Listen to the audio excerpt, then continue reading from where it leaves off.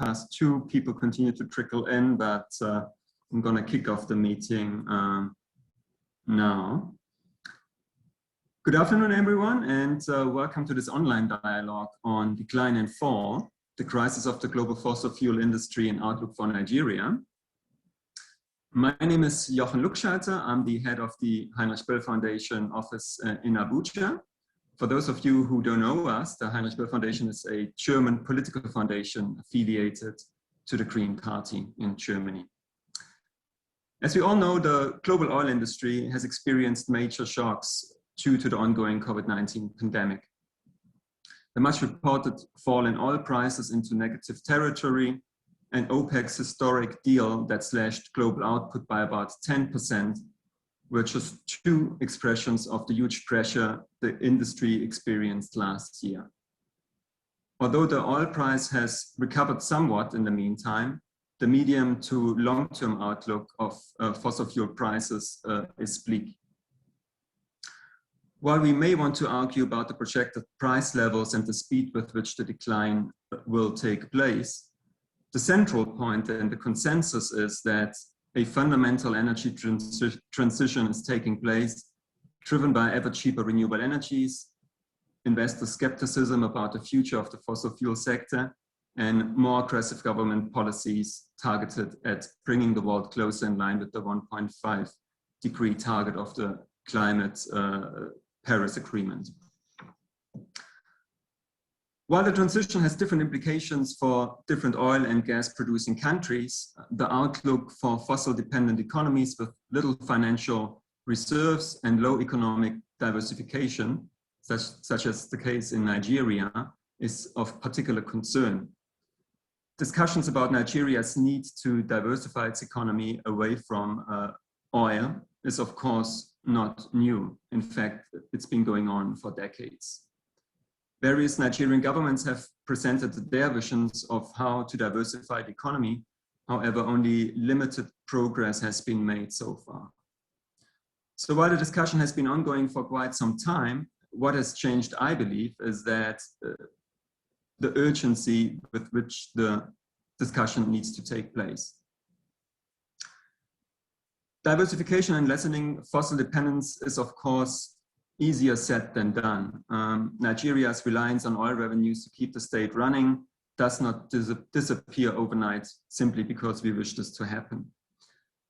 But I'm convinced that the earlier Nigeria will start to take bold steps to reorient its economy and shift its energy balance towards renewables, the more it will be in control of the transition process, which otherwise will likely be highly disruptive, not only for the economy, but also for the political status quo and the social fabric of the country. In the end, it is in all our interests and responsibility that Nigeria and other petrostates succeed in reducing their dependence on oil and gas in order to lower the globe's carbon footprint in a way that is fair and equitable. For all these reasons, I am particularly excited about this dialogue here today and very much look forward to the presentations and the discussions and engagements with you as participants. And lastly, would like to take the opportunity to already thank the speakers for agreeing to contribute their time and insights. And also would like to thank our co-hosts, the Center for the Study of Economies of Africa and the Nigeria Natural Resource Charter, for their efforts to make this event happen. With this, I will hand over to Dr. Adedeji from CC, who will moderate the event going forward from here. Thank you very much. Adedeji. Thanks so much, Jochen, for the introduction and setting the stage for the conversation this afternoon around how do we manage fossil fuel in Nigeria and how do we manage the transition to renewable energy. And we have 3 panelists that would be joining us this afternoon to discuss this issue. First, I have with me King's Mill Bond, who is an energy strategist from Carbon Tracker. He will be presenting Decline and Fall, the crisis of the fossil fuel industry. Also, the second presenter, Tengi George Okoli, who is the program coordinator for the Natural Resource Charter, will be making a presentation about equipping the NNPC for the low carbon transition. And in our midst today, we have the group general manager of the Nigerian National Resource Corporation, who is unavoidably absent, but is well represented today by Engineer Adeyemi Adetunji, who is the Chief Operating Officer, NNPC Ventures and Business Development. So he will be presenting a paper on repositioning energy sector through balancing fossil and renewable energy sources, Nigeria perspective for sustainable development. So we will be having these three conversations, and that after their presentation, we'll open the floor for every one of us to ask questions, comment, and whatever contribution you can also add to this conversation. But before we go into their presentation, I will call on two people to make brief remarks. The first is Dr. Chukwuka Oyenkwena, who is the Executive Director of the Center for Study of the Economies of Africa.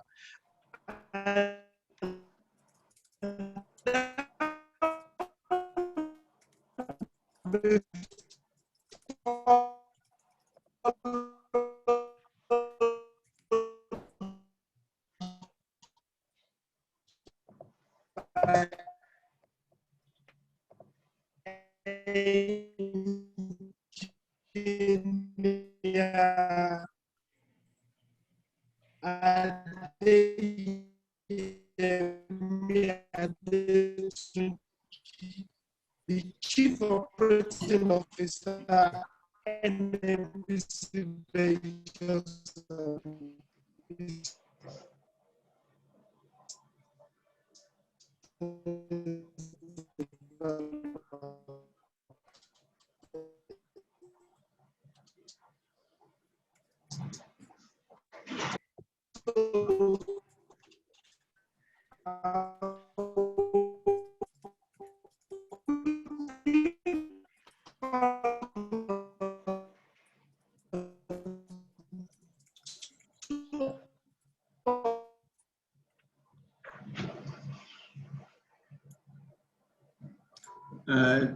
Chuka, we can't really hear you properly. I would suggest, sorry, Dr. Dechi, we can't really hear you properly. Dr. Chuka, if you could just go ahead with your welcome remarks. Thank you. Okay. Okay, so thank you, good ladies and gentlemen. It's quite a pleasure to be in this.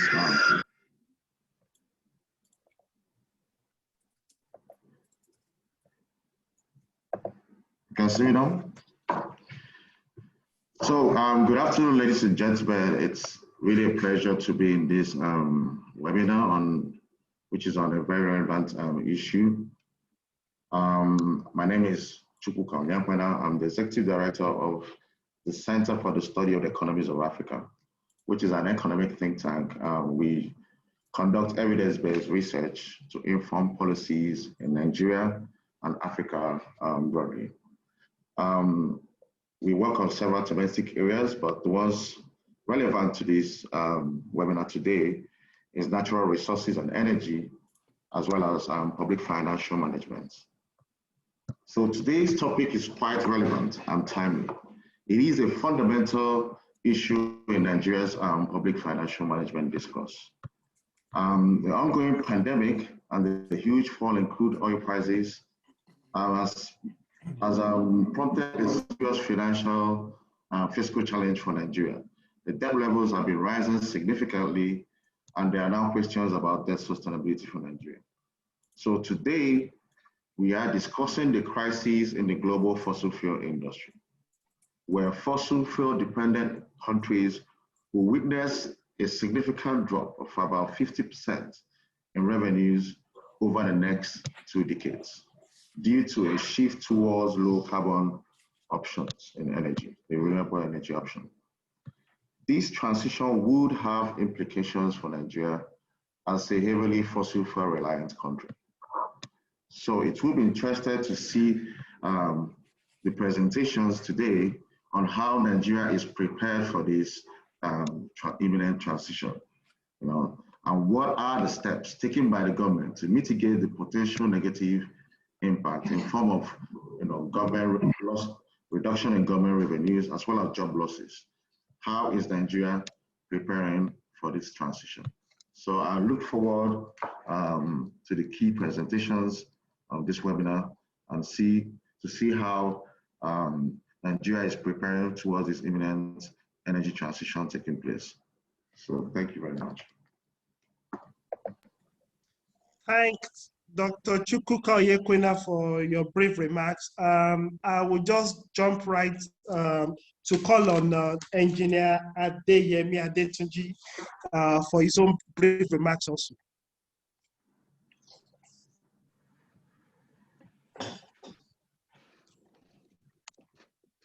Good afternoon, all. My name is Yemi Adetunji from NNPC.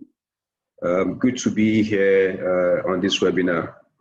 For us at NNPC, the issue of the crisis in the fossil fuel segment of the energy industry is real.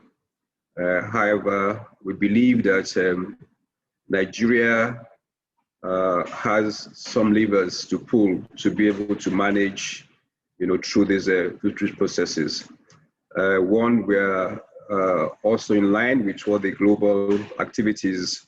We're also looking at renewable energy and in various forms, especially for solar, for wind and biofuels. We believe those are the areas that Nigeria will be able to make some inroads. But back to fossil fuel, we strongly also believe, and we know that because of the level at which we are starting from, in terms of energy access and in terms of also industrialization, we see also quite some use, for gas especially. We want to use gas, and the Minister of Petroleum Resources declared 2020 as the year of gas, and 2021 to 2029 as it is, as a decade of gas. So gas will be the linchpin on which we will be focusing on in the oil and gas industry. Gas is a cleaner form of energy, and we see that as going to play a big role in that transition, to cleaner fuels. And gas will also help us to bridge the gap we have, significant gap we have in terms of energy access, and also to help to propel industrialization for the country. Of course, we see fossil fuels, all the liquids as well, being challenged, but we also have some plans, around, utilization of fossil fuels, which again we'll discuss further in the course of this presentation. And this also ties to the government aspiration of diversifying the economy.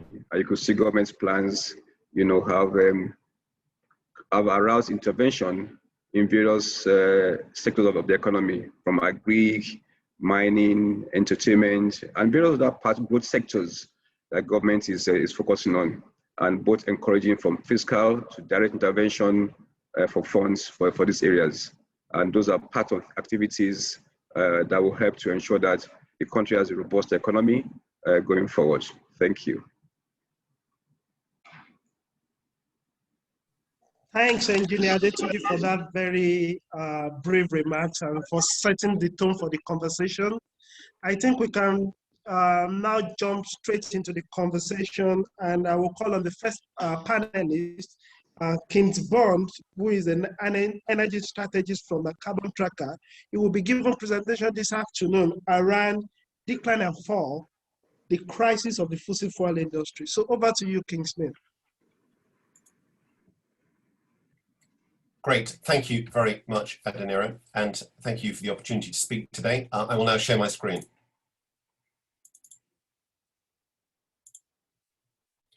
My name is Kingsman Bond. I'm the strategist at Carbon Tracker, and Carbon Tracker is a think tank that analyzes the impact of the energy transition on financial markets. we popularized the terms carbon bubble and stranded assets. And our key observation is that the energy transition will have a dramatic and rapid impact on the fossil fuel system. That has become increasingly accepted globally over the last 18 months, although it is an argument we've been making for 10 years. My background is as a financial market strategist for companies like Deutsche Bank and Citibank, with a focus on Russia, the emerging markets and energy. And I will make today a similar presentation to the one we made at the end of last year to the Bank of England, at the heart of the financial system, because this is a global story. And I apologize, I'm not a Nigerian specialist, but I will seek to make it relevant to the situation in Nigeria. The message is, however, the same everywhere. The energy system is changing. It's changing fast. Companies and countries need to change or to fail. So I want to talk today about 5 things. First of all, to run through what is the term that we've been hearing for many years from the fossil fuel sector about eternally rising demand. Then I want to show what's changed and why this old argument is no longer accurate. I want to consider what financial markets are now signaling, to think what happens next, what should we anticipate taking place over the course of the 2020s. We've already heard from one speaker that the 2020s for them would be the decade of gas. I would suggest that that's a dangerous idea. And then I want to conclude with what you can do to prepare for the change to come. So forgive the slightly fuzzy slide. This is the old story from Exxon. Perhaps it's appropriate to be fuzzy. The old story of ever-rising fossil fuel demand from one of the Exxon presentations. The story really is one of business as usual, constantly rising demand for fossil fuels. As you see in this graph in green, inappropriately, oil is rising, gas is rising, coal falls, but not by very much. And you can see wind and solar rising, but fortunately for Exxon, or the Exxon perspective, they don't rise by enough to really rock the boat. So what that means is continued high prices for oil and gas and continued high profits for incumbent fossil fuel majors who can continue to pollute with impunity. That's basically the idea. That's the old story. And actually, interestingly enough, before I plunge into why it's wrong now, it's actually been wrong for years. And one very good way to illustrate that is this data from on annual solar additions. So solar, just to remind you, is one of the number of new technologies, rapidly growing technologies, which challenges the status quo. The light blue line on the left is actual new additions, which has been growing very quickly on an exponential growth curve for 20 years. And then these straight flat lines is what the IEA has been forecasting. And the IEA is a good proxy for the fossil fuel perspective on the future, is what they've been forecasting would happen for the last decade. So they've been forecasting flat linear growth in an exponentially growing market. They've been forecasting the same thing for 20 years. So actually, interestingly enough, the fossil fuel sector has failed to realize the speed of change and has failed to do so for many years. So if I move on then to the second part of this presentation, what's changed? Why is this old story wrong? So the first and traditional argument that we make is that you have this climate imperative, obviously, as we all know. Business as usual will take us to 4 or 5 degrees of global warming, which would render a very large proportion of the globe uninhabitable. And therefore we need to change. And that's, of course, what drove the Paris Agreement. And it's still a major factor driving politicians in the big energy consuming regions of Europe and China. But to be clear, and it's a point I also made when speaking to a Canadian audience, I'm not suggesting that the climate imperative is or needs to be a driver for Nigeria. It is, however, a driver for energy consumers who ultimately determine demand for fossil fuels.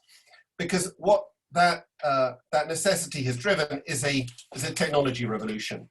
And what lies at the heart of this energy transition is this technology revolution. So it's not a carbon story, actually, or at least not anymore. Because you can do carbon stories with PR, right? You can pretend you're doing stuff, plant a few trees, and think it's all okay, the way Shell tells us. But actually, it's a real story. It's a real transition. It's a technology-driven shift. And companies like Kodak and Nokia, you can't sort out their problems with PR. It's a real shift. So over the last decades, we all know there's been a collapse in the cost of solar and wind and batteries, as we show in these charts. And then at the same time, there's been a spectacular exponential growth in the deployment of these new technologies. So solar, for example, has been doubling every 2 to 3 years for 2 decades. I don't need to remind you that anything that doubles every 2 or 3 years very quickly gets to a very large number.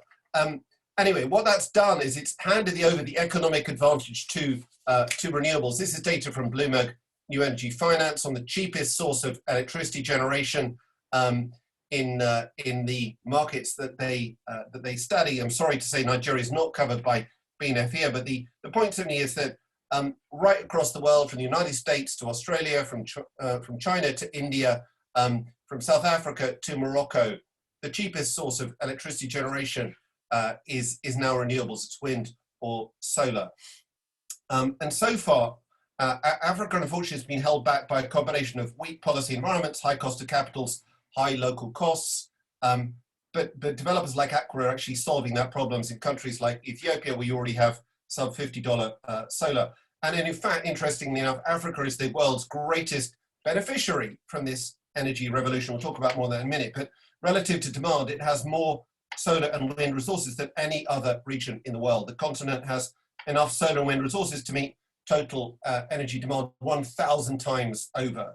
And the numbers are enormous. So for example, for Nigeria, according to Supercharged, Nigeria has an annual solar technical potential on available land of 76,000 terawatt hours, which is 250 times as much as your oil production and 2,000 times as much as your electricity demand. So you can be sure that over time, this revolution will come to Africa.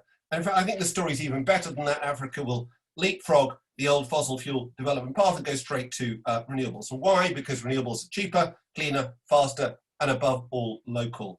If you want energy to power a continental renaissance, renewables has the answer. But anyway, I'm talking more in general terms here. So the economic advantages has switched to renewables, and of course, it just keeps on getting better. So this is a chart of the cost of wind and solar in China versus existing assets, not even new assets, but existing assets. And you see solar and wind breaking through the cost curve of existing assets really quite quickly. And what that means, therefore, is it's not merely there's no growth, but actually even the incumbent systems are getting closed down. And in the United States and in Europe today, they're already closing gas plants because they're no longer economic. Right across the world, they're closing coal plants because they're no longer economic. So the story just keeps on getting better. And it is, of course, equally sequenced by country. So people often say to us in Carbon Tracker, look, you know, you guys sitting in your ivory tower, you know, it's great for Denmark, it's great for all these rich countries, but it's not appropriate for poorer countries. Actually, this argument is wrong. Every single country in the world is going through an energy transition. And as usual, there are leaders and there are laggards. So you can think about it in the terms of the 4 classic phases of change on an S-curve. You have spring, summer, and autumn and winter. So certain countries like Germany or Denmark have got to 50% penetration in the autumnal period of change. Other countries like Morocco are in a kind of summer moving towards autumn at 20% penetration. East Africa, for example, is now 8% penetration. And then there are laggards. In the Middle East is about 1%, Russia or CIS is less than 1%. And actually, what determines the leaders and laggards is not the quality of the renewable resource, but the power of the fossil fuel incumbency to resist change. And as I will suggest in a minute, resisting change is very, very bad, both for you and for your population, even if you're in a petrostate. So if you want to look at an emerging market leapfrog, look at India. India can generate solar from electricity from solar at $40 per megawatt hour. They're already talking about peak demand for fossil fuels and electricity in India when they have less than 1/10 of the US level of electricity consumption per person. Or indeed look at China, which has leapfrogged actually the United States in every aspect of the energy transition. This revolution, which started in electricity, which incidentally is 40% of primary energy demand, is spreading to transportation. And here really in transportation, we have a very similar story. Collapse in battery prices, they've now reached or gone below the fabled $100 per kilowatt hour, at which point you get cost price parity between electric vehicles and conventional cars. And as a result of that, every car manufacturer in the world, you know, I see a new one this morning, is Volvo decided they're going to stop producing ICE cars. Even GM a couple of weeks ago said they would stop in 2035. Basically, everyone is now getting out of ICE cars very, very quickly. And even the slowest analysts can figure out when oil demand for cars is going to stop. You put in a spreadsheet and it finishes quite quickly, actually. So the point to me is that it's now spread to transportation, and actually the revolution is spreading right across the entire fossil fuel system. So today, in every single sector, there are people hunting for carbon-free solutions, often with the active support of governments in Europe and China. So for those who argue that oil demand, for example, can be saved by plastics or aviation, this is simply a delusional argument. First, because growth in these small sectors of demand cannot possibly offset decline in the much larger sectors of light transportation. And secondly, because those sectors themselves are also facing the same combination of regulatory and technical change that coal, electricity, and cars faced before them. So what's now happening? This story is being supercharged by politics. So it's a technology shift supercharged by politics, much easier than the other way around. So the political leaders of the world, as you know, have decided to get to net zero by the end of the century. Think about the change since the end of last year. China in September, Japan in October, the US in November. And this chart shows what that means. It means that we're on a very, very quick decline rate to zero for these fossil fuels. And please do not believe the stories that the incumbents tell you about planting trees and CCS. And I see the latest mad idea is transporting Saudi crude to Korea and then shipping back carbon. These are all high-cost, complex solutions that are needed to curtail existing carbon emissions from land use and to solve the hard-to-solve sectors such as petrochemicals at the end of the transition. They are simply too small and too expensive to allow for continued fossil fuel production. So do not make the mistake of the coal sector and mistake propaganda for reality and go bust. Okay, what does all this stuff mean? This means peak fossil fuel demand, and peak fossil fuel demand incredibly soon. In fact, we at Carbon Tracker and other forecasters such as DNVGL think that peak fossil fuel demand was 2019. There's a slightly boring debate about whether or not, as McKinsey suggests, we get to a slightly higher level in the mid-2020s. But the point simply is that we have hit a plateau for fossil fuel demand. And I try and illustrate it here with a Shell Sky scenario.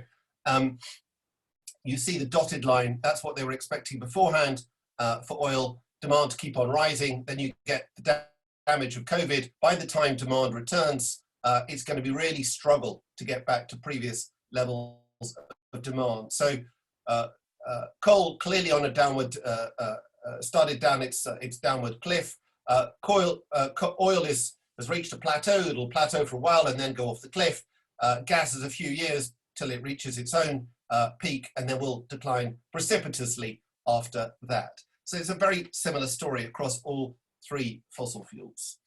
And what it also means is spectacular growth for renewables. So we illustrate this with DNVGL, with data from solar and wind, with the amount of electricity that they believe is going to be generated. In fact, I should say exajoules here, and the amount of electric vehicles which they forecast being necessary in this kind of world. Because this is the other side of the story. There's an enormous opportunity, of course, in the energy transition and a huge amount of growth to come. So for those like Africa who missed out on the fruits of the fossil fuel revolution, this, of course, is a fantastic opportunity. This is your chance.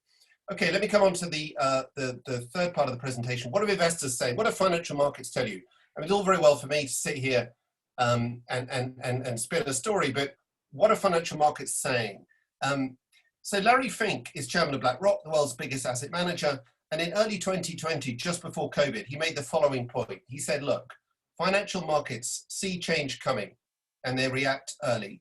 And in so doing, they bring change forward. And this precisely is what is happening. Investors can see that the fossil fuel sector will be damaged by the energy transition.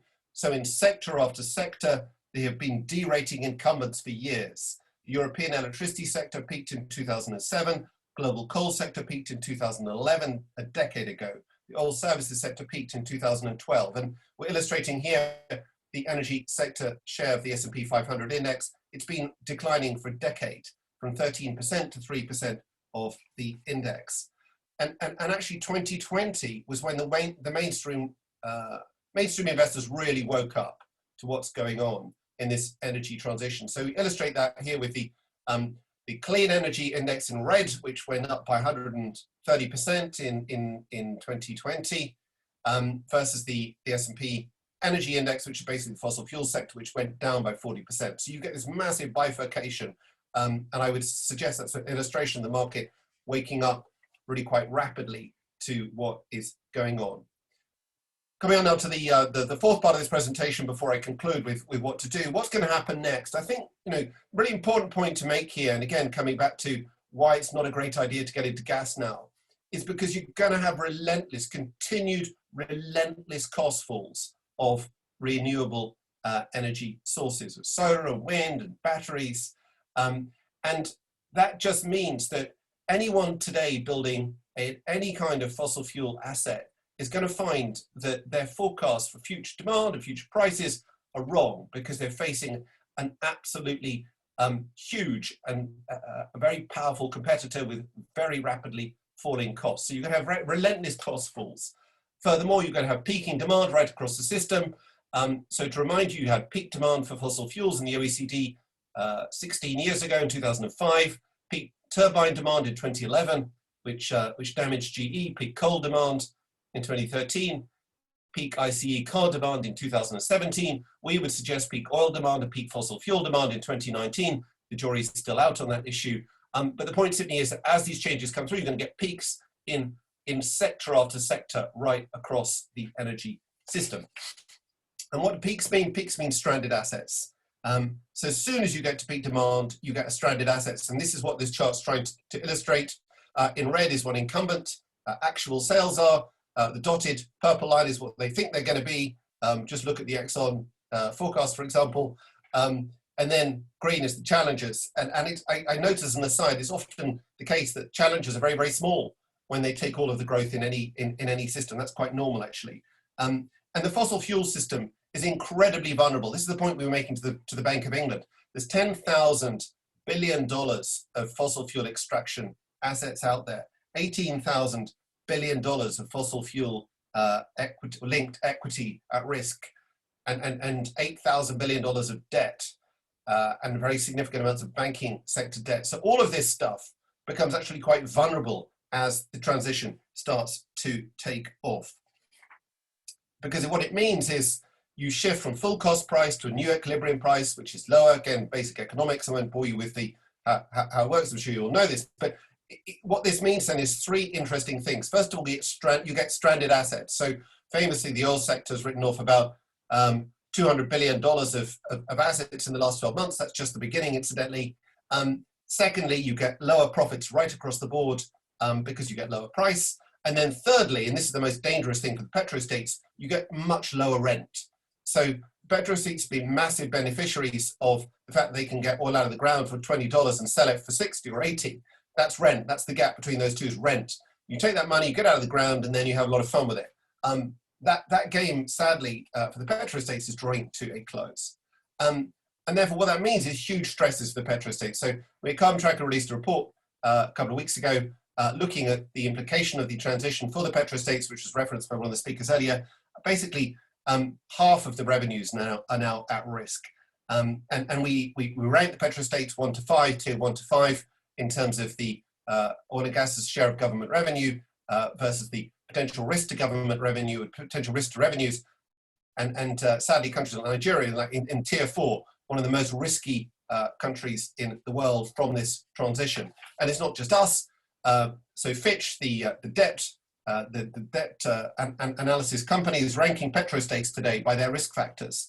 The World Bank has released a report actually a long time ago called From Rents to Risks, saying that fossil fuels basically used to generate rents, now they generate risks. And so Fitch is ranking countries based on fossil fuels as a share of exports, fossil fuel receipts as a share of the total, and sadly, again, Nigeria, as you can see from the chart, is orange and red in many areas of the chart. And what it means is that countries that do not diversify are going to find it very hard to raise capital. However, fortunately, as I mentioned earlier, this also creates extraordinary new opportunities. This is data from Solaris on the practical photovoltaic solar power potential across the world.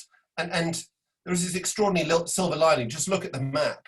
So Europe, for example, has got this really rubbish insolation. We don't have a lot of sunshine, and it's very, very high, and the seasonality is terrible. But of course, with Africa here at the center of the map, it's got fabulous insulation, it's got great seasonality.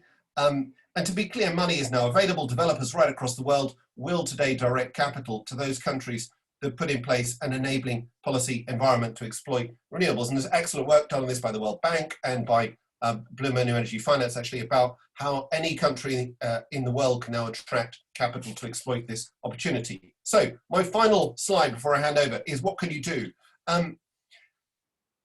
The first point, surely, is you've got to ignore the incumbent forecasts for the future of energy. I mean, it's basically like buying a second-hand car from a car salesman. None of these forecasts are credible, quite frankly.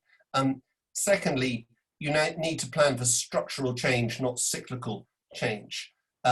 This is not another cycle, and it's going to be back to the races, and we just have to do what the Canadian government, for example, thinks, that they just have to prop up the industry for 6 months and then they can carry on generating money anymore. That's not going to happen anymore.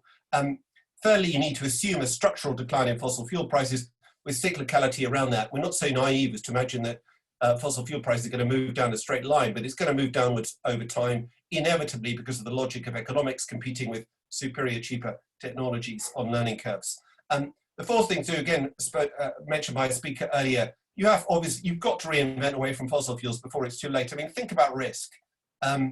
You have a country which is very deeply dependent upon revenues from fossil fuels. The idea of building out new fossil fuel infrastructure into such an environment, fossil fuel infrastructure planned for 40 years, but it's going to be obsolete within 10, it's just a risk control issue. It's very, very risky. It's also very risky to increase oil supply right now at a moment when nobody actually wants it anymore.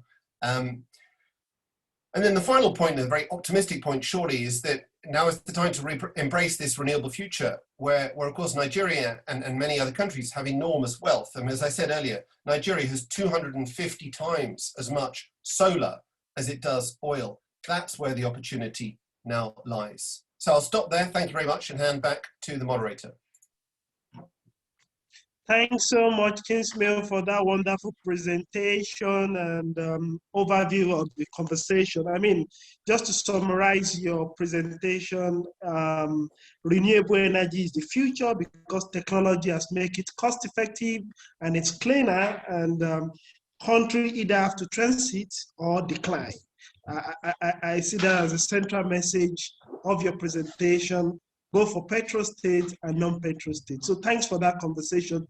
So Kingsmill, if you can look through the Q&A window or the chat box, there's a lot of questions already dropping for you. If you can start responding to that, I mean, we might not have enough time at the end of the day to go over all the questions that people might have. So if you can respond to that, but note that after this other presentation, we'll go into Q&A section. So over to you, Tengi George Ikoli, for your presentation around how do we prepare NNPC for the transition. Great, thank you so much for that introduction, Deji. And thanks to HBS as well for our partnership on this, as well as CC. My name is Tengi George Ikoli, and I serve as Nigeria Natural Resource Charter's Program Coordinator. The NNRC has been around for about 8 years. We started off in about 2012, and we've been engaging on natural resource governance over that time. We focus primarily on oil and gas reforms, and have also expanded into solid mineral reforms. And given the context of what's going on, the global transition, we are also exploring other opportunities around renewables and how we can fully exploit our natural resources, specifically oil and gas and solid minerals, to position Nigeria for the inevitable transition that it will have to make. So I will put my presentation up now. So the title of this presentation is Equipping NNPC for a Low Carbon Transition. I'll be speaking to this from the perspective of the NNRC and the charter which we implement called the Natural Resource Charter. And that provides us basically with 12 benchmark indices, taking lessons from other regions, other resource-rich countries that have been more successful in managing their natural resources. And we'll take the lessons from that and also from other NOCs around the world as well, ways in which NNPC can first improve the way in which it is managed and run, and then provide examples and recommendations and how it can position itself for the next phase for a low carbon transition.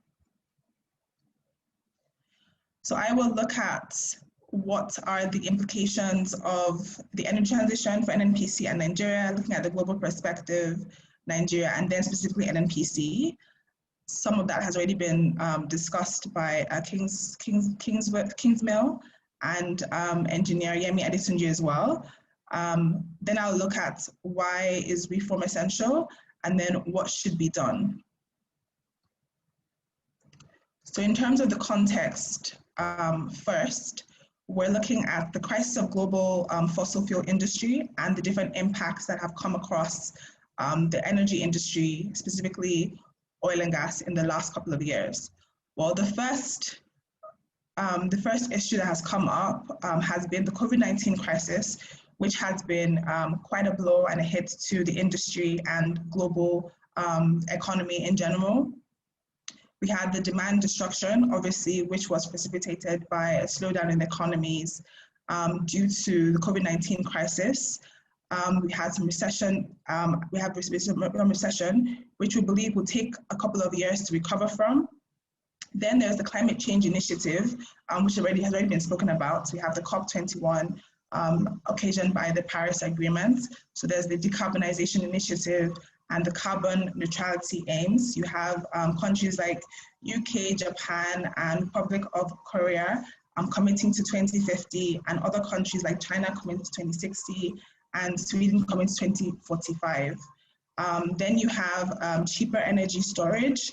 You have cheaper renewable energy, which has already been discussed and by the two different speakers. So we have solar, wind, and other renewables. Nigeria is actually positioned for solar already as well. So we are a very rich economy in already fossil fuels, but we also have other competitive advantages in solar and in gas as well, which is important for Nigeria to start to position itself for those opportunities.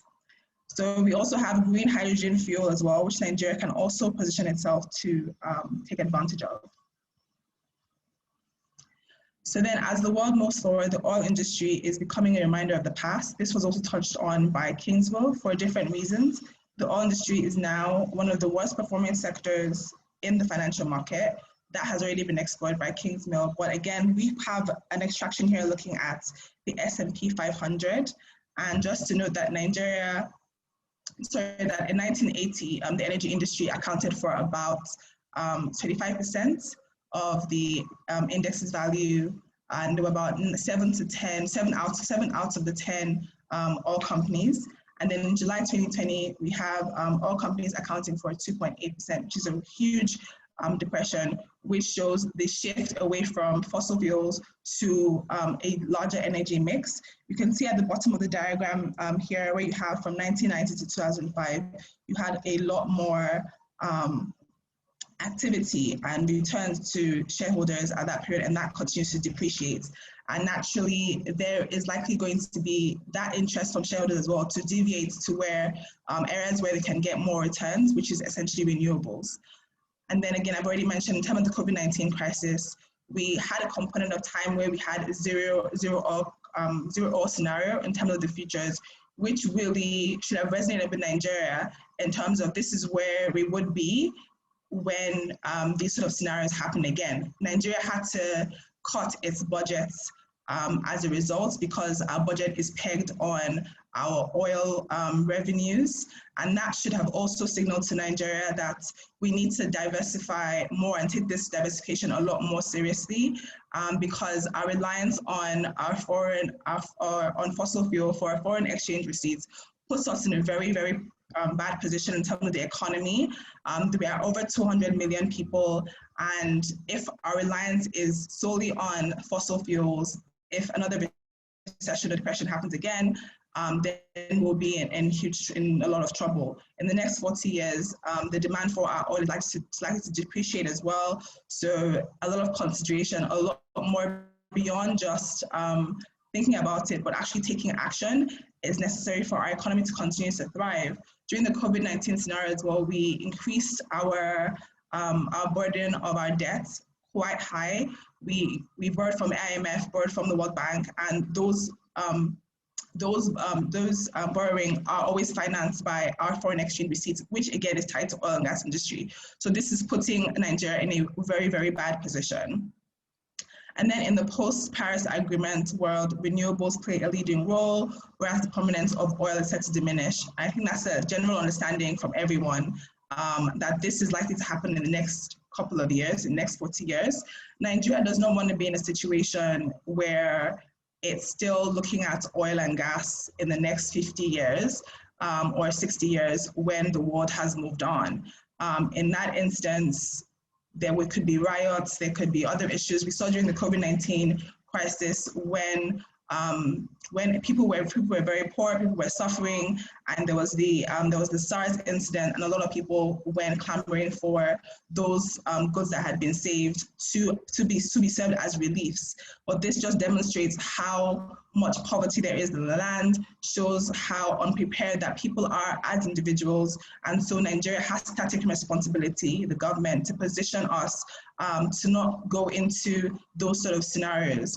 Similar to as well the Venezuela scenario as well. So we need to start taking these cues from what's going on in other countries and the signals as well to not put ourselves in those sort of situations moving forward.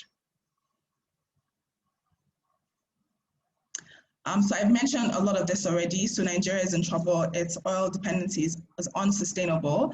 I've mentioned the fact that Nigeria continues to peg its budget to oil as well, and what happens when oil is no longer a going concern, or we don't expand that basket, then Nigeria we're left in a very precarious situation. But the good news is that Nigeria already has a lot of solar potentials that it can leverage, as well as gas in terms of hydrogen. So in just creating the infrastructure for those things, I think is very important. Kingswood had mentioned that we might want to pause, but we don't have a strong enough infrastructure. So it's still important, I think, for Nigeria to start to develop those, get investments into that space, so that we can be properly and appropriately positioned for when that time comes. And then, NNPC's inefficient refineries are draining public money. That point here was just to say that we got the audited reports from NNPC in 2020, and that shows sort of the inefficiencies within the refineries because of the losses that had been incurred. Nigeria has to be very careful in the ways in which it spends its existing capital, its existing revenue, because in the next few years, Nigeria will not have access to those revenues. We'll have depreciating revenues in that regard, and so being very judicious in the assets that we keep running is very important. So it might be worth considering privatizing those assets beyond just sort of making policy statements.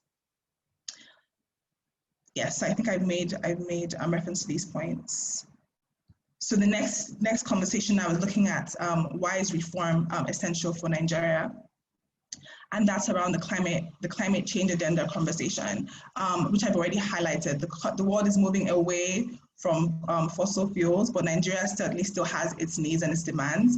So we can, while looking at what the world is doing and positioning ourselves for the future, Nigeria can also take these necessary steps given those contexts. So we considered a couple of NOCs, looking at what steps these NOCs are taking, but also looking at how they are currently operating to try to maximize revenues and maximize benefits from their fossil fuel resources as well, to make sure that they're positioned to fully diversify, or at least extract as much benefit as they can from the resource while the world is transitioning away from oil potentially. So we looked at Norway's Equinor, Brazil's Petrobras, Malaysia's Petronas, Saudi Arabia's Saudi Aramco, and Algeria's Sonatrach. So here now we're looking at what should be done, the critical reforms that should focus on strengthening the governance of NNPC to position it as a credible actor in energy transition. So here I'll just briefly highlight what the NNRC does and how it can provide best practice recommendations for NNPC in terms of what it can do now to ensure that it improves its functionality, to ensure that it's able to properly guide Nigeria or play a very pivotal role in terms of the future of energy transition. So in terms of what the NNRC does, we implement the Natural Resource Charter, which is a 12 principle-based charter that advises in terms of how resource-rich countries can fully exploit their natural resources. And we have done this over the last 4 years. And these are the findings that we had over the last four years. I only want to emphasize the precept 6, which is the precept that mandates that resource-rich countries are in a better position to provide value and benefits for their resource countries, where they're able to stick to a very viable and commercial mandate and operate in a very fiscally and commercial standpoint. So what the Natural Resource Charter looks at is in terms of role and funding, corporate governance, and transparency and accountability. So it asks a series of questions. In terms of the role and funding, we look at if the government clearly defines a commercial role and potentially even a non-commercial roles, and establish a working funding mechanism for the company. And also in terms of corporate governance, if these NOC limits political interference in the company's technical decisions while ensuring effective oversight. And then in terms of decision-making, in terms of transparency and accountability, we look at whether or not decision-making and operations are transparent and accountable. So what we have here are the scores that were credited within our 2019 benchmark exercise report. And then we look at the components of suggestions of the petroleum industry bill so far, and just some highlights, high-level recommendations. So in terms of the first component, which is around role and funding, we note that the NNPC, that is in a hybrid, and its funding mechanism was not predictable. So in terms of it has some commercial roles, but also has some non-commercial roles. So it dallies into regulation, into policy, whereas potentially a more focused mandate might help to allow it to focus really on increasing the value that is necessary for Nigeria to be able to benefit and potentially provide more, as much revenue as can be possible to Nigeria's federal allocation. NNPC's broad discretion in defining its mandate, again, this is speaking to its commercial role, that it diversifies and goes beyond the oil and gas mandates and has other focus areas, about 17 wholly owned subsidiaries, 16 partially owned subsidiaries. It delves into the health sector, into education sector, but those components are not necessarily part of its core focus. And if it just maybe streamlined a bit more in the next couple of years to help it focus a lot more into the oil and gas, trying to extract the most value for Nigeria, that might be beneficial. And then changes to, this was the BER now noted that changes to NNPC's funding arrangements improve NNPC's ability to meet its joint venture obligations. But in terms of looking forward, some clarity is needed in terms of how NNPC can move forward. The PIB provides some outlines in terms of this. However, there is not any mention of a transition focus for NNPC beyond that, or for Nigeria moving forward in the PIB, which we believe is a missed opportunity which Nigeria can still take advantage of and leverage. So we suggesting that some provision be made around section 64J of the PIB, which can be taken a look at a later date. Then in terms of the corporate governance, we note that it is wholly state-owned and decision-making is vested within the single state actor, which is the president.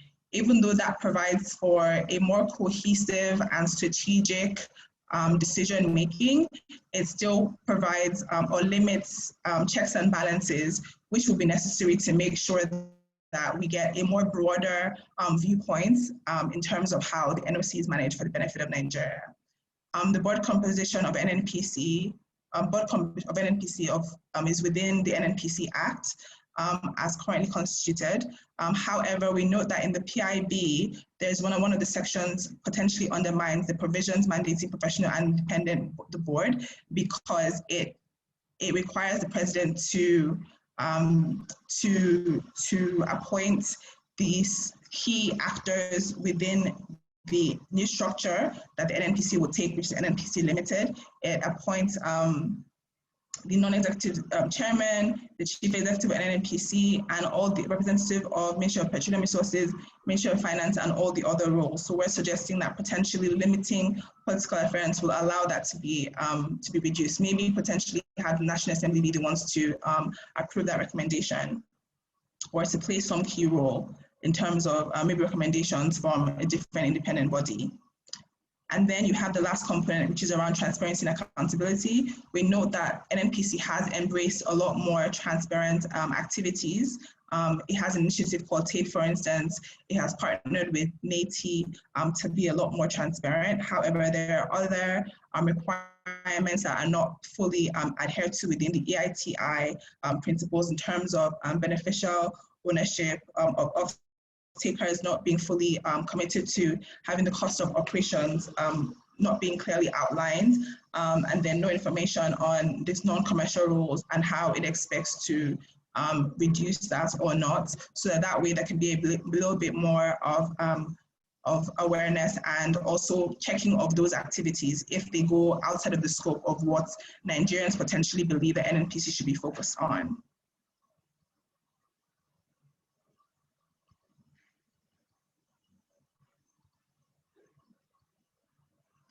Okay, then we look at 5 other NOCs and how they fare against the benchmarking exercise reports.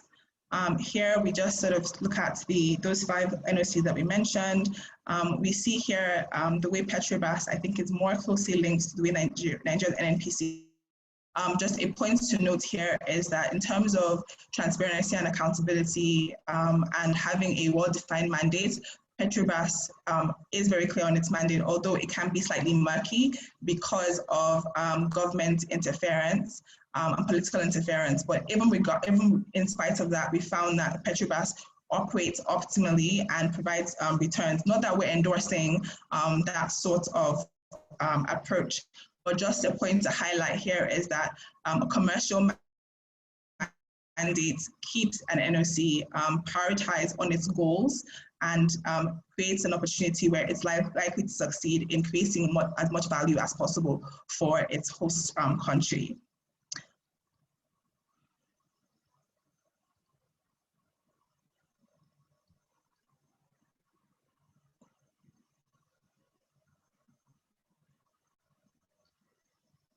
Okay, so this just looks at the different components of the precepts again, which I'd already mentioned. So this looks at a working funding mechanism and clearly defined rule and mandates.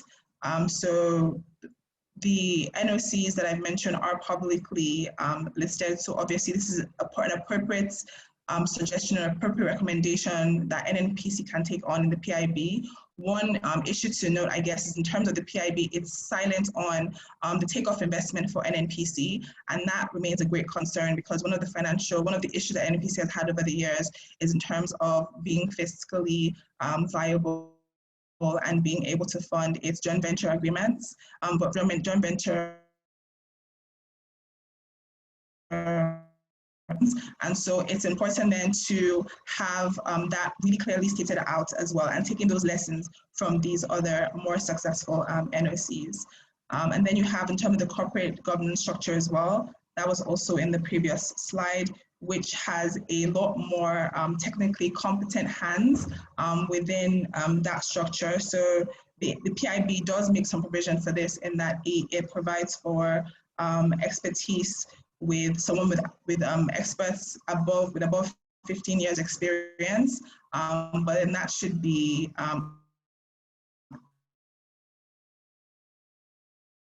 PIB.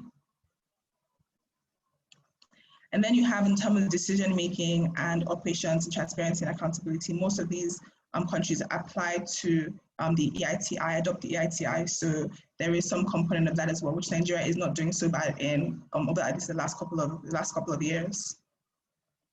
So just to summarize, strengthening the governance of NNPC to position it.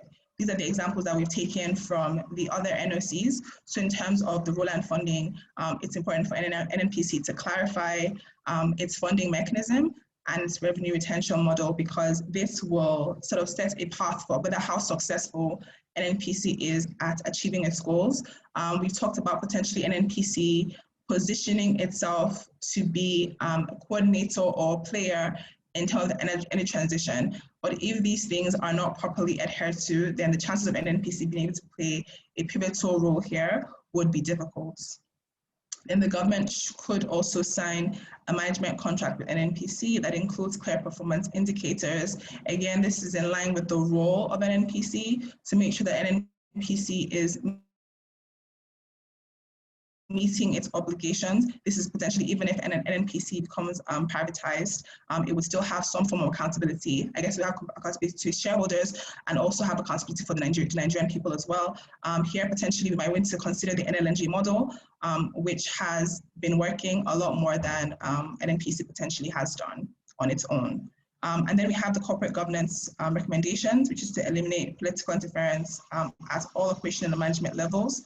So process reforms would also be important in that regard. And then we have to reduce opportunities for corruption, essentially, which is to enshrine transparency such that it is not just a, or at the sway of potential leadership principles, and so that there are harsher consequences for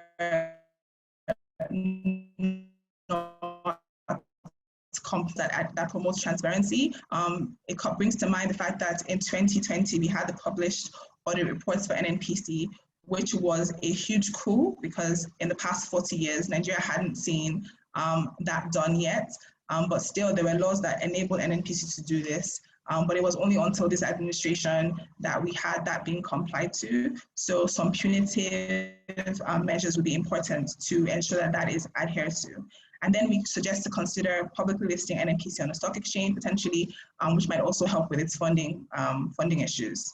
And then transparency issues I mentioned, having some penalty for non-compliance with laws. Then the final sort of conversation is around how do the 5 other NOCs perform on climate change governance and the energy transition agenda.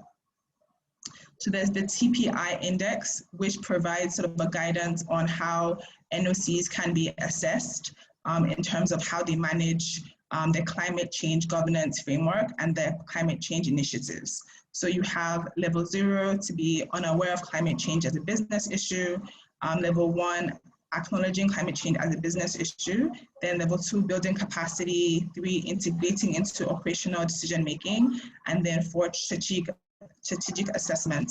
It will not surprise us to know that Norway has achieved a level 4 in terms of, it's always been the leading sort of example in terms of best practices in the oil and gas industry.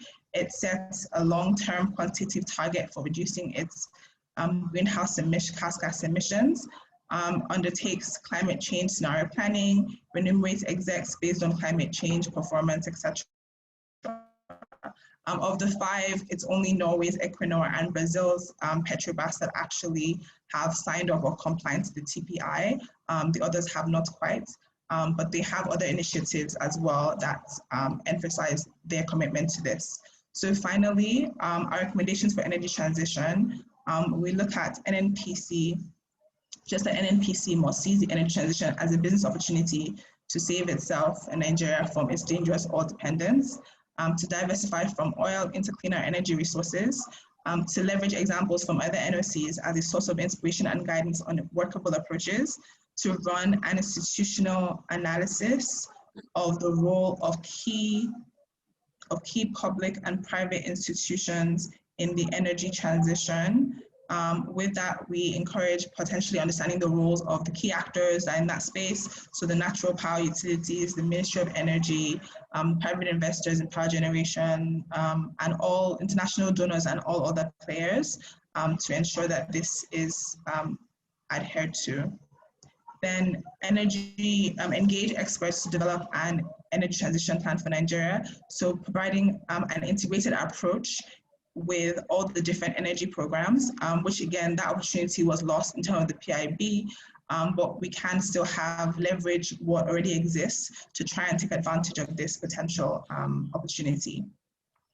And then establish clearly delineated objectives and responsibilities that are focused on carbon energy transition, potentially creating a dedicated unit or dedicated organization. We know that NNPC does have something similar to this.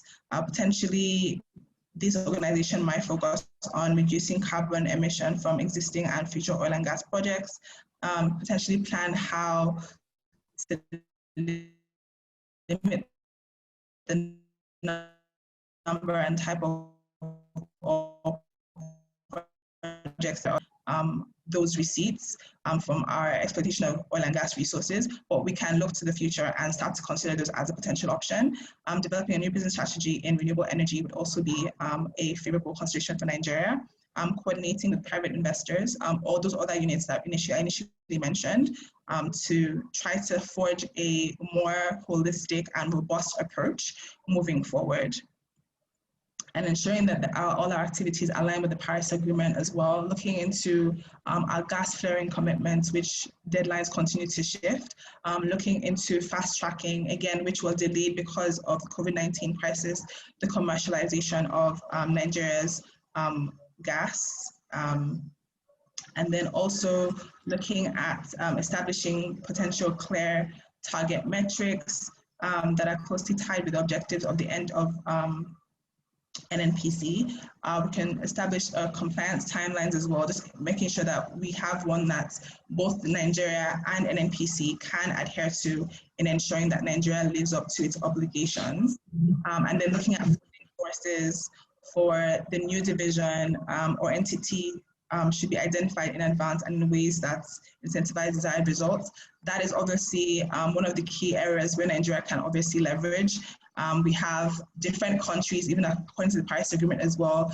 You have any country that is looking to exploit renewables and cleaner form of energy will have a lot of funding options. So that's something that we recommend that Nigeria potentially exploits. Thank you.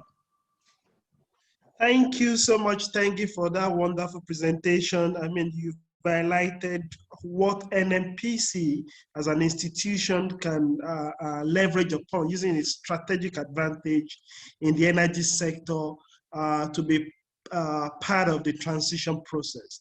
But I think this conversation, we're happy to have a powerful representation from NNPC, and I think they can really dwell on this conversation. What do they think in terms of how do we manage the transition and what are the kind of role they can play in this? So that would be the next conversation. But thank you. Please make use of the Q&As live to respond to some of the questions being forwarded to you, because we don't have much time and we might not be able to go over all the questions. We can see there is a lot of passion going around and a lot of questions is being thrown out. Please use the Q&A section. Thank you. So we move over to the last panelist, which is Engineer Adeyemi Adetunji, the Chief Operating Officer, NNPC Ventures and Business Development. Thank you, sir. Over to you.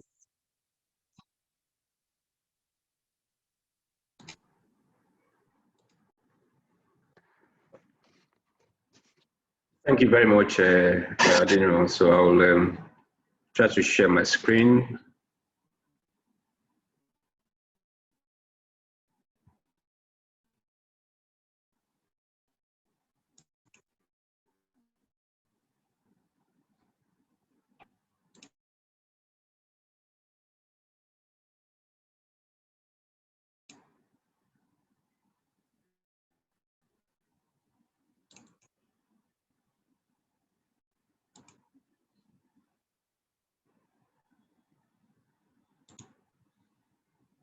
Can you see my picture now?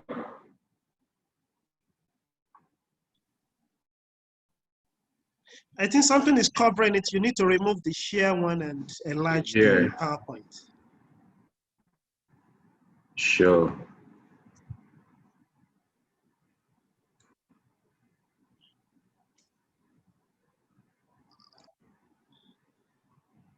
Okay. I think you need to close it and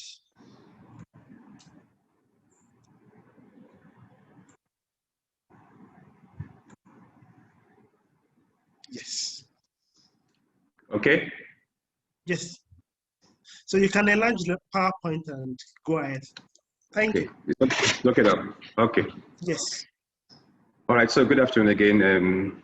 Good to be here and listen to Kingsmill and Tengi and just provide some perspective from NNPC.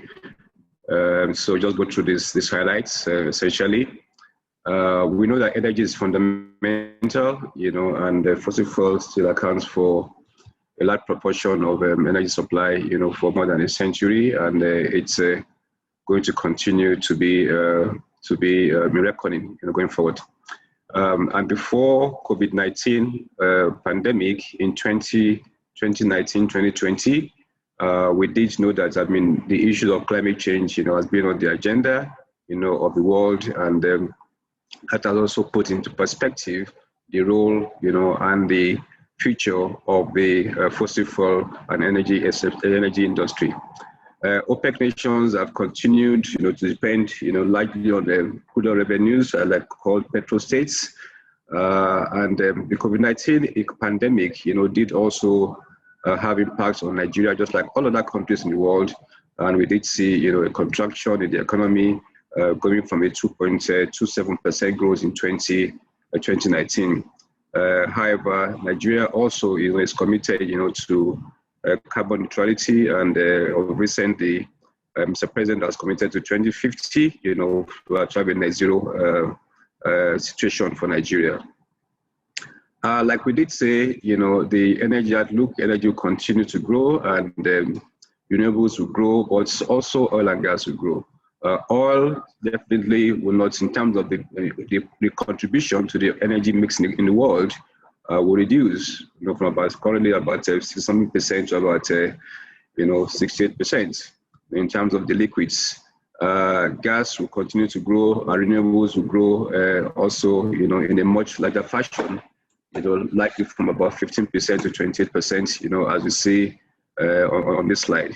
So yes, while renewable energy will grow in terms of the growth we can see here, which is massive, the fossil fuels, will still be in the reckoning, and Nigeria will take advantage of that to create wealth, for diversify our economy into renewables and other parts, to ensure that we lift more people out of poverty. The government has a target to lift 100 million people out of poverty for the next 10 years.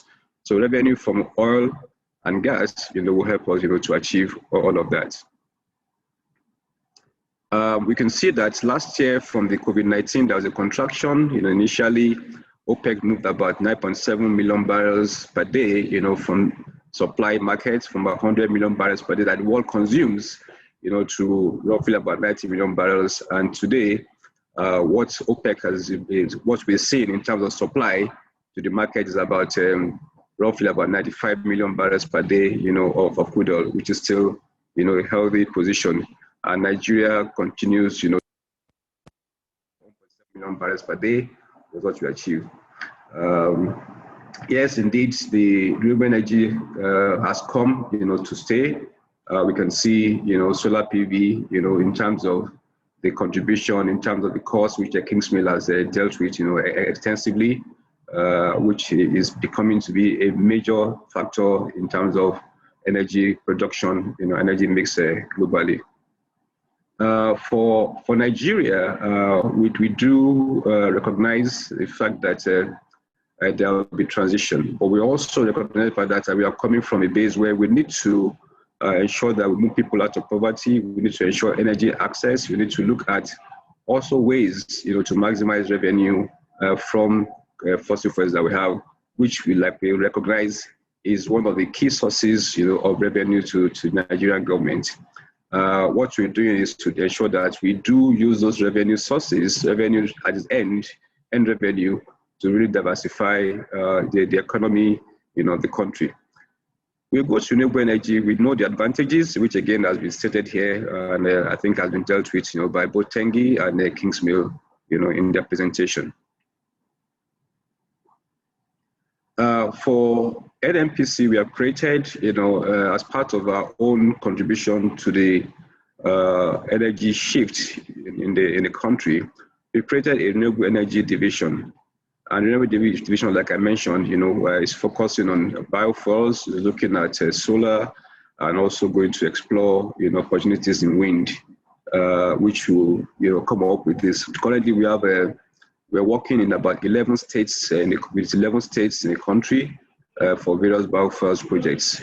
We also have a number of MOUs, with some organizations for us to look at this solar space.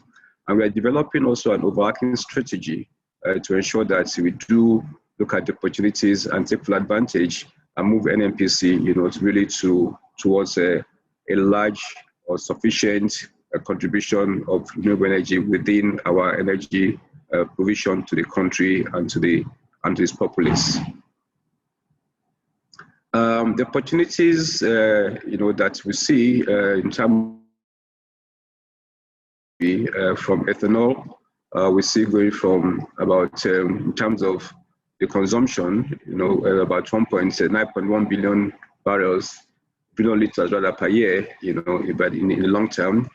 And we do see also opportunities in terms of hydropower, biomass, solar, wind, geothermal, and also wave energy and tidal have a significantly less prospects, for in Nigeria compared to the other sources of renewable energy.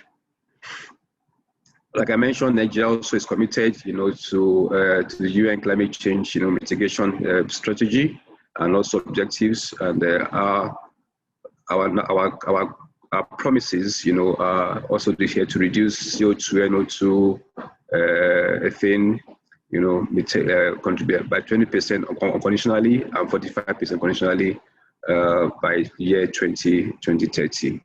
And we are going to walk through various means, like Tengi mentioned, look at the gas flaring to end, off-grid solar about 13,000 megawatts, efficient gas generators, look at also energy efficiency, which again is a major aspect for us to ensure that we are able to meet those climate change targets that we have set, and also to shift to look at the transformation of the transport sector, improve electricity grid, and also look at climate change, agriculture, and reforestation.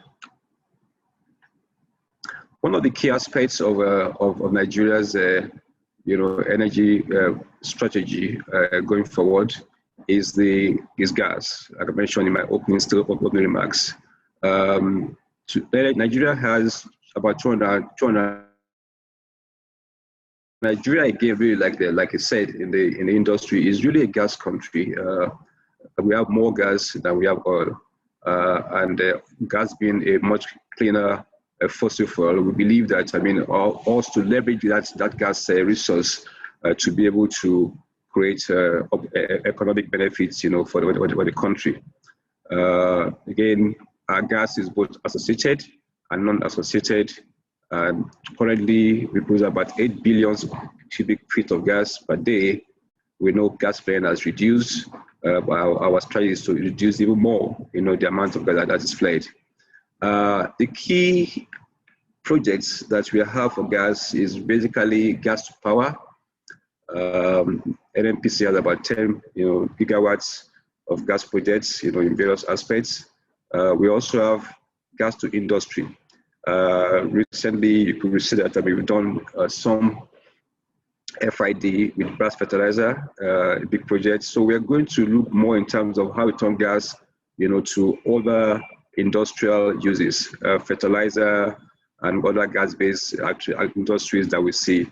Fertilizer, because we are spending a lot more in those areas, ethanol and coal, all those will help to Nigeria to industrialize and improve the agricultural produce so that we're able to spend less in terms of importation of food. We're also looking at LPG penetration.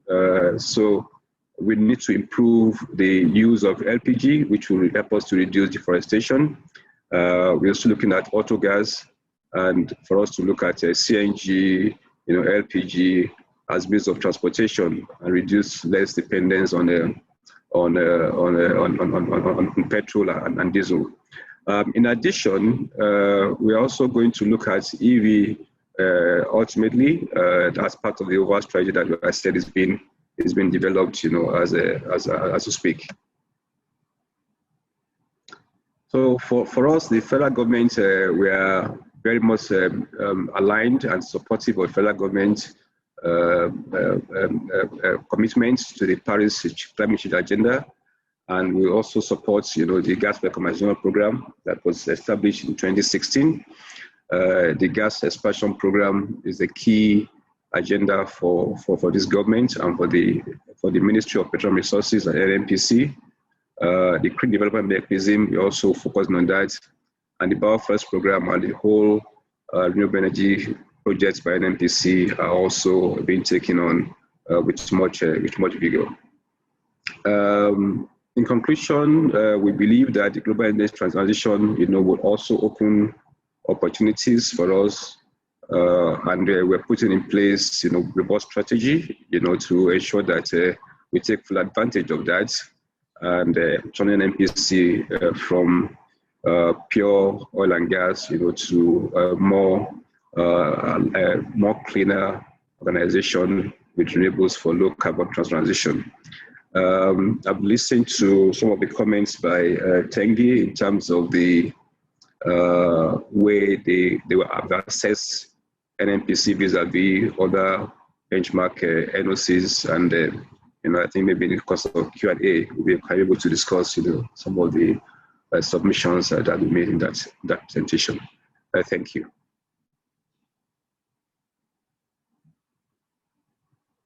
Thanks so much, Engineer Adetunji Adeyemi, for that presentation, and you virtually saved us a lot of time.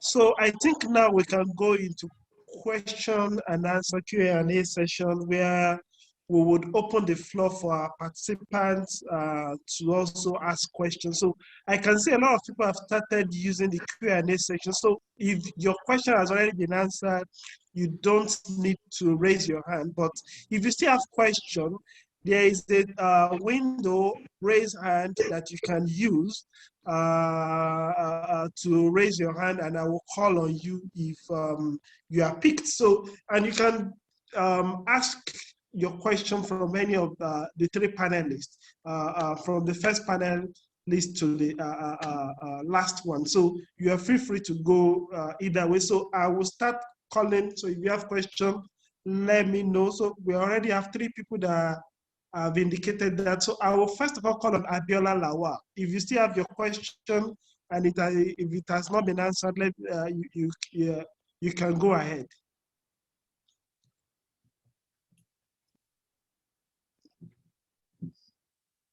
You can unmute yourself, Abiola Lawa. Yes, thank you very much. The first thing actually is more of an administrative one. How would we get access to these presentations?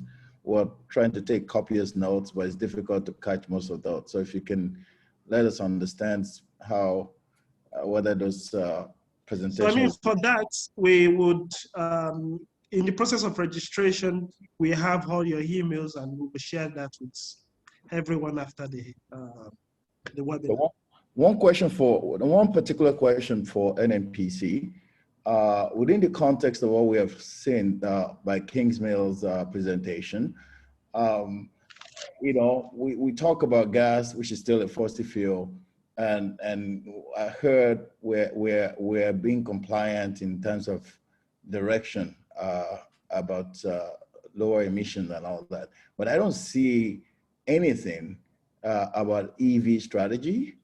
And it becomes very difficult. I mean, maybe the better way to actually ask the question is, how do you square up the idea that we are directionally correct in terms of EVs and renewables when Nigeria is just building the largest, refinery in the world? I mean, we're never open a year, 600,000 barrels very soon. What that tells me is that we're actually putting all our eggs primarily still on the fossil fuel petrol world. So can the panel talk about that? Because it seems very inconsistent in terms of what we're talking about and what we're actually putting dollar investments in. Thank you. Thanks, Abiola Lawa, for that question. And that question is for Engineer Yemi Adetunji. So I will take two more questions before I go back to the panelists. Across the board. If you don't mind, so that we make best use of the time. So the second person I will call on is Benjamin Utu Teme. If you can ask your question now.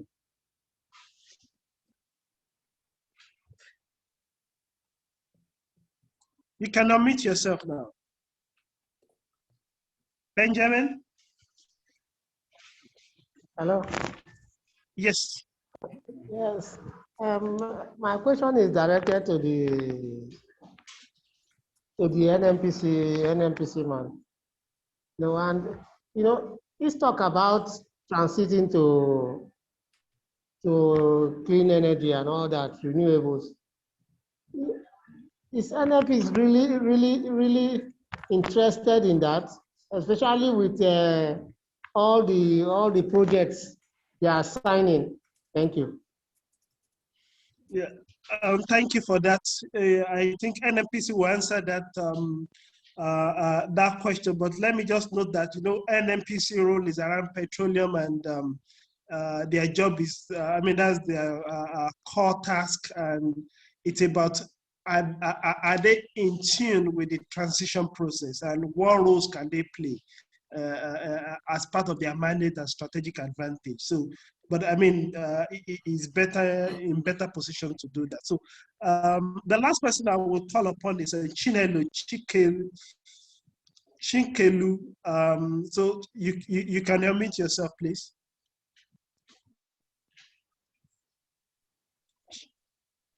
Hello. Chinelo, over to you.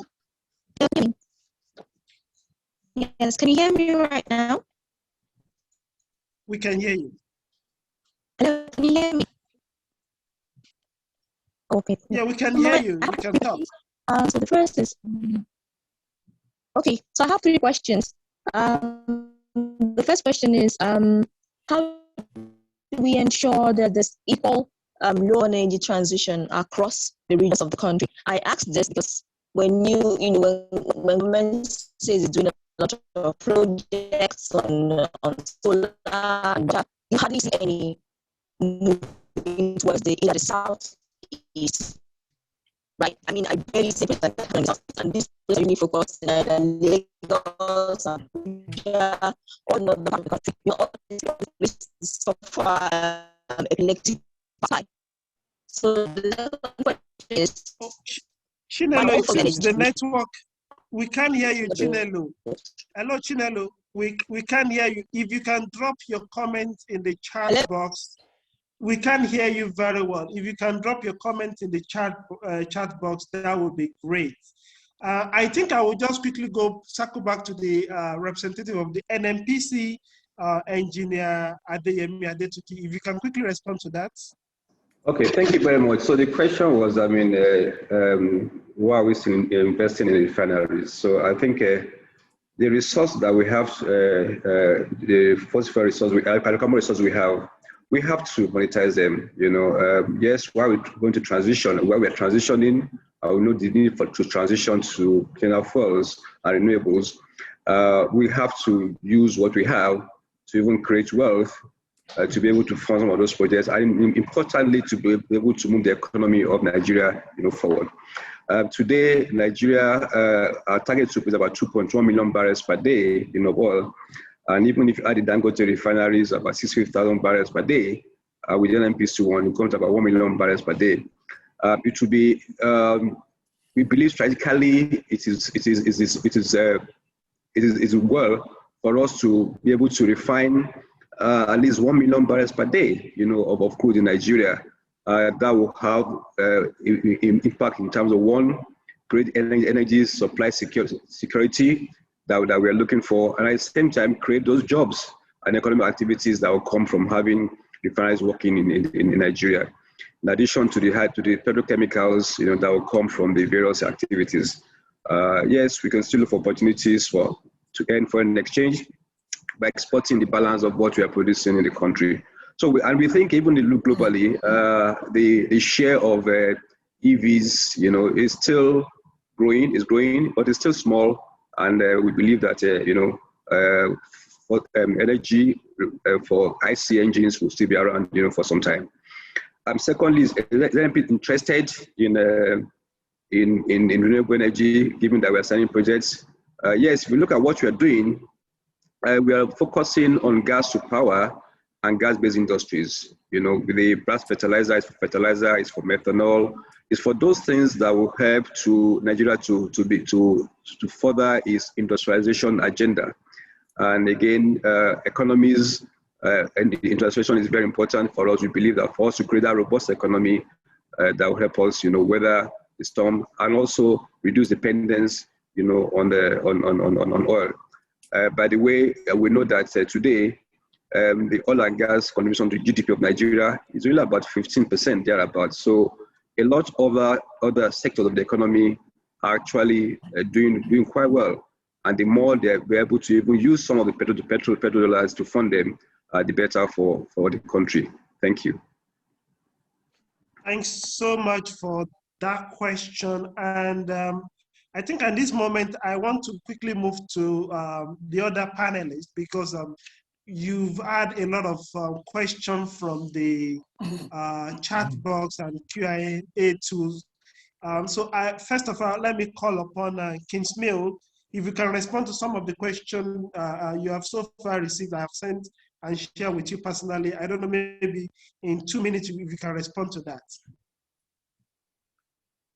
Sure, brilliant. I've tried to answer as many questions as I can on the chat, but I think, one of the, so if I just address some of the questions I've seen, so some of them is, for example, talking about the size of demand, and of course financial markets don't care about size, they care about direction. Just look at the coal sector, for example. People are struggling to make money in the coal sector, even though there's still huge amounts of demand because there's overcapacity and therefore relatively low prices and low returns. There's some questions about the forecast for the future of demand. I think one of the forecasts came from the US EIA. I mean, the EIA is just not a serious forecasting organization. It's a kind of, it's just a mouthpiece for the fossil fuel industry. So their analysis is very weak and they always get it wrong. And it's interesting, for example, they've got rising demand for coal, which is just idiotic in a world where coal costs 2 or 3 times as much as alternative sources. So I think you've got to look very carefully at sources. I also think it's worthwhile thinking about this question about the correct allocation of limited resources. I mean, allocating money to a refinery at the end of the fossil fuel era is not diversification. It's doubling down on the bet on continuity of fossil fuel demand. So I think it's a very highly risky bet, and surely Nigeria has more pressing and superior opportunities to deploy its capital than building old fossil fuel assets. And then I guess there's a lot of questions also about what should we do, as the Russians say, что делать? You know, what should we do? I mean, the answer is pretty clear. I mean, there's lots of very good research out there from Bloomberg New Energy Finance, the World Bank, and IRENA and others about what countries should do in order to exploit the opportunity, the renewable opportunity. And the answer is pretty clear, actually. You need a really clear policy environment in order to make this possible. Because what happens is that countries very often have energy systems controlled by incumbents, and incumbents want to carry on burning gas and block the development of these renewable energy technologies domestically. And that's great for them, but it's not actually great for the country because it stops people getting hold of cheap energy. And therefore you actually need very powerful governments to force through a better enabling policy environment. And that is a combination of things, but basically it's a question of changing the policy environment, setting targets and rules, and making land available and putting in place an auction system. Once you get auction systems in place, that drive costs down by about 20–30% very quickly. I mean, there's very, very clearly documented ways of doing this. So those are the questions I think I wanted to address. And then finally, somebody asked me about the OPEC forecast. I mean, look, OPEC again is not a serious forecasting organization. It's a tool of the oil incumbency. Thank you, Kingsman, for that response. So, thank you. I don't know, maybe you have any, you want to respond to some of the question that has been raised. But let me also add, one question that is quite striking for me is that how useful is the Natural Resource Charter framework in applying it to renewables energy sector? Is it applicable? What are the kind of refinements that it needs to undergo before we can say it's something that we can also use for such a sector? If you can respond to that in 2 minutes. Okay.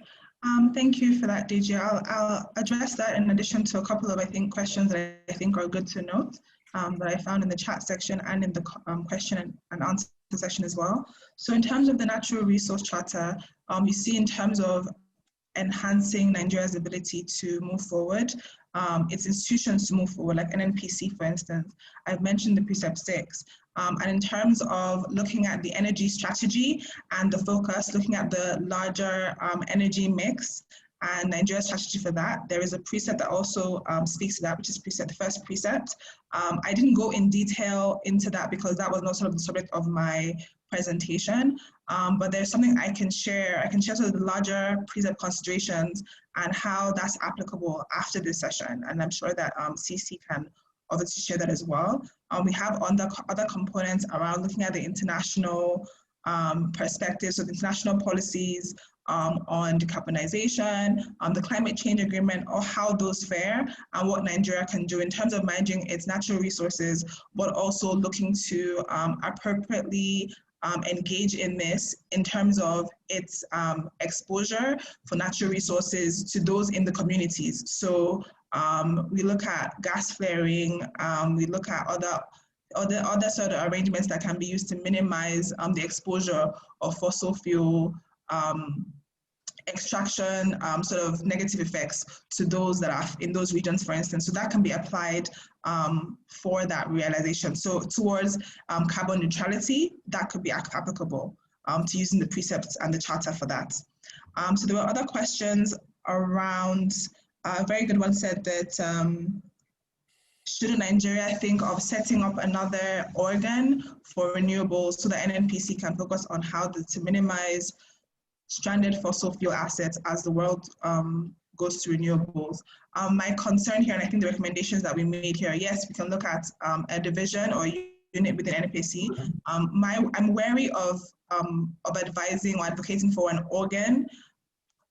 I mean, a coordinating organ with all the energy sort of sectors, all the contributors, potentially power, oil and gas, etc. But I'm wary of an organ because of the way Nigeria works. When we have sort of a small arm looking at something very specific, we sort of go haywire. So maybe in the future, but I think a coordinating arm that coordinates all this, and NNPC can serve as that first line, because we're also we're looking at a climate change governance framework as well, which requires some approach towards carbon neutrality. I think it's important for NNPC to play a very pivotal role in that regard, and then draw the other factors and sectors in as well, which is why I talked about potential having NNPC reach out to the other players, international donors, private sector, states, governments, etc. as well, who are also providing or playing in that green energy space as well. And then there was another question that asked, that I noticed that one of your slides, you said Nigeria's oil industry is becoming a reminder of the past. How? As you mentioned, that the Nigerian extractive industry is now among the worst performing sectors, although due to the volume of money involved in this industry, it is quite hard to believe. What specific projects are ongoing to change this narrative? What I was speaking to here in my presentation was in terms of the coal story for Nigeria, where when oil sort of became, as most things are going concern, Nigeria moved away from other sectors. We have the coal story where there might be some remnants of environmental issues which went away when coal became a growing concern. So the concern there for Nigeria as well is what happens when oil does as well. There are all these other pollutions and effects of extraction as well, which have been experienced in those regions. So it's important to sort of focus in on that to resolve it before oil becomes less of a growing concern. And then in terms of Nigerian extractive industry is now among the worst performing sectors. I meant that in relation to the global oil and gas industry in reference to the S&P 500, where we saw a decline in returns for, using the ExxonMobil case, a decline in returns for shareholders, which again, companies operate to be profitable. So where that is no longer a growing concern, you see a shift towards renewables. So it's important for Nigeria to align as well, because given the COVID-19 crisis, we are also competing for reduced resources. First of all, the shift to carbon to non-carbon to renewables, and then you have the competitive space as well, and you have companies taking more strategic decisions given the effects of COVID. We're still in COVID, we've not yet gone out of it. So there's still a lot of decisions being made that we need to sort of pay our minds to. So that's, I think those are the two questions I wanted to touch on. Thank you for responding to those questions and highlighting the applicability and replicability of NNPC renewable energy sector. So lastly, I want to apologize to our attendees that still have questions. Given the time which has been fast spent, we will not be able to take your question.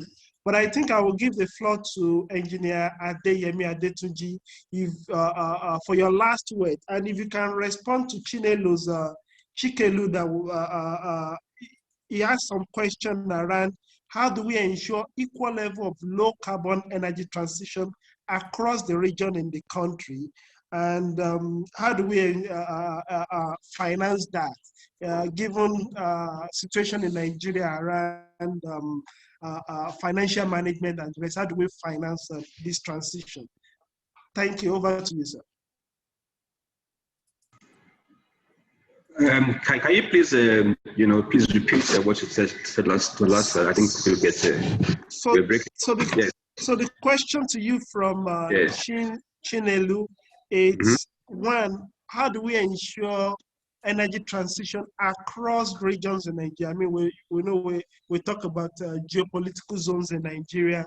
How do we ensure that when we talk about transition, it's not just for one region, it's spread across the region? And secondly, how do we finance it, given the issue of financing issue that's that is so germane in a lot of our conversation as a country? How do we finance the transition?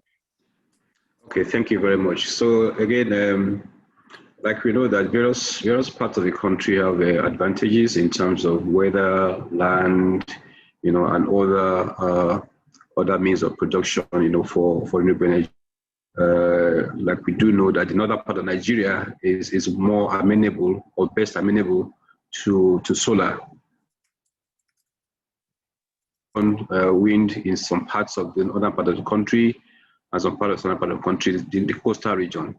So the energy that agenda that we are doing NNPC is going to look at the advantages we have in those various parts of the country, and then targeted the projects around there.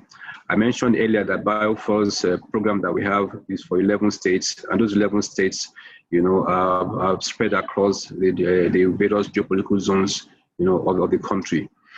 In addition, you recall that the federal government has a solar initiative to reach for 5 million homes, which will, again, we hope that will be about 25 million individuals in the country. That's also spread, across the various geopolitical zones in the country. And other initiatives that the Energy Commission of Nigeria is also coordinating and championing, is around various parts of the country. It's not limited, or focused on a particular part of the country, but, is going to have wide in terms of footprints. We touch each and every part of the country. In terms of financing, I think just like as we mentioned, some of this there needs to be some policy improvements on the policy framework that we have to make it more attractive for the financial sector, financial institutions to be able to see energy, renewable energy, to fund them to the level that want to fund them. But again, we are working with various stakeholders in NNPC, working with various stakeholders across the country to ensure that those in terms of advocacy, for the various changes and improvement we want to see in the policy and the fiscals, that will ensure that financing becomes more available to the sector for renewable energy. Thank you so much for that contribution. And with that, I think I want to appreciate our panelists for a wonderful job in addressing this important issue about how do we manage our resources, which is oil, and how do we ensure that we don't end up with what King Smith calls unspent assets. I mean, an asset that is not useful. So thanks for those kind of your contribution and your participation in this. So I would move and hand over to Jochen for closing remarks and to wrap up the event. Yeah, thanks, Deji. Mine is also just to thank everyone, thank Kingsmill, Tanguy, and Yemi for their contributions and for their willingness to join this conversation. And I think the conversation has clearly outlined the challenge in form of a inescapable energy transition as outlined by Kingsmill in very from a Nigerian perspective concerning terms and graphics, while at the same time we know what the solutions are, we know where the potential is to become fit for the future, and as Tanguy also has outlined some really specific actionable steps that can be taken also from the perspective of the NNPC to make itself fit for the future and prevent a scenario where the NNPC itself may be at risk to become a stranded asset, and maybe not in the short term, but in the medium to long term. And really time now to think about these issues and change course. And I think also mentioned by Tanguy, the process around the petroleum industry bill, the reform process of the industry, I think needs to acknowledge the energy transition, which it currently really doesn't. It is focused on how to make the sector more transparent, more efficient, and it is there to make sure that Nigeria gets a better deal out of oil and gas, and that's important, of course. That's a good thing. But I think at the same time, what needs to be built into that discussion and process is an acknowledgement that Nigeria actually needs to come up with a roadmap of how it will align itself with the realities that will just force themselves onto the country, whether Nigeria likes that or not, unfortunately. So yeah, with that, thank you everyone. Thanks everyone for staying with us for so long. As it has been mentioned earlier, we will make sure that you will get all the presentations, and we also hope that we can set up other engagements in the future that delve a bit deeper in some of the aspects that were touched on today, which was a fairly broad discussion on an important topic, but fairly high level as well in terms of the observations and possible solutions. So thank you very much for that, and enjoy the rest of your day. Thank you, Jochen, and bye to everyone. Thank you. Thank you, Jochen. Thank you, everyone. Thank you very much. Bye-bye. Bye.